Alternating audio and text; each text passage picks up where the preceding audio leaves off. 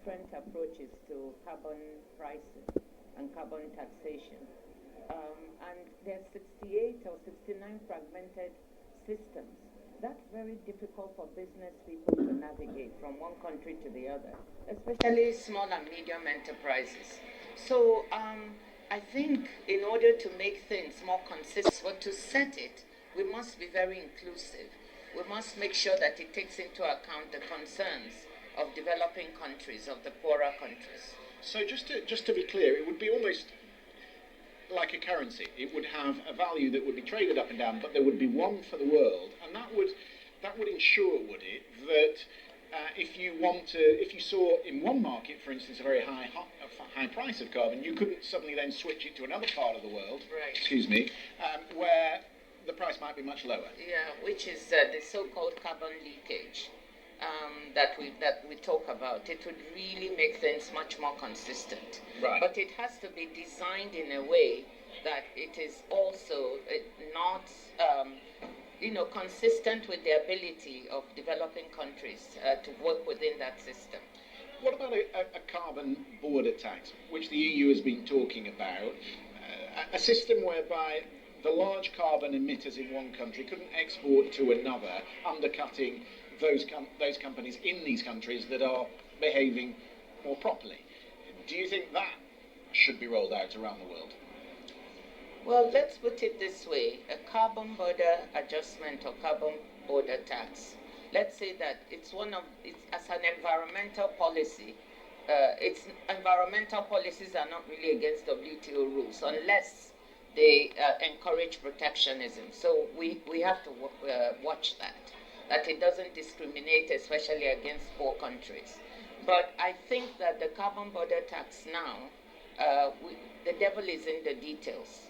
Without knowing the details of the design, we can't say how it will actually work. I think it's going to be not easy to implement. One of 68 different approaches.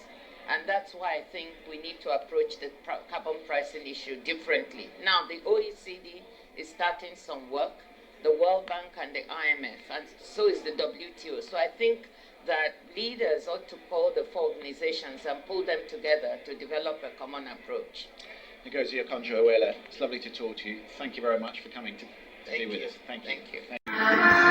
The Sixth Summit in Glasgow, Scotland, where he highlighted the devastating impact of climate change in the Lake Chad and northern region of Nigeria. President Buhari says officials are working to ensure a more stable energy market and have developed a detailed energy transition plan and roadmap.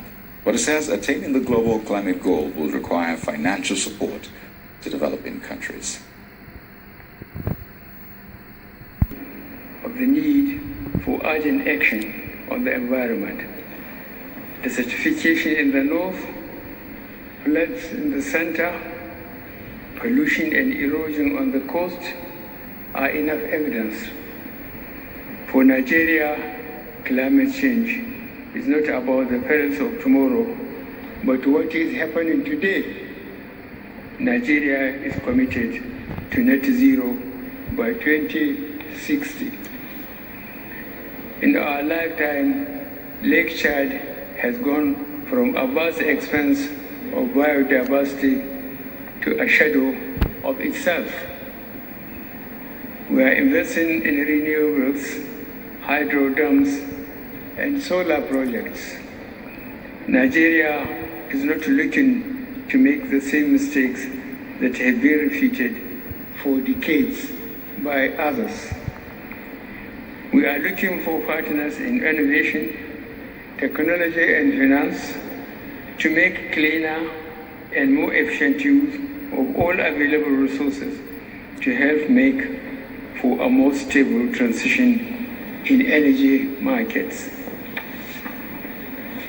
The revised nationally determined contribution has additional priority sectors: water and waste, nature-based solutions, adaptation and resilience, vulnerability assessment, and a clean cooking, gender and green jobs assessment, bottom-up renewable energy transition pathway to 2030. Parties to the Paris Agreement are expected to transit from fossil fuel to clean energy and reach a net zero emission for greenhouse gases emission.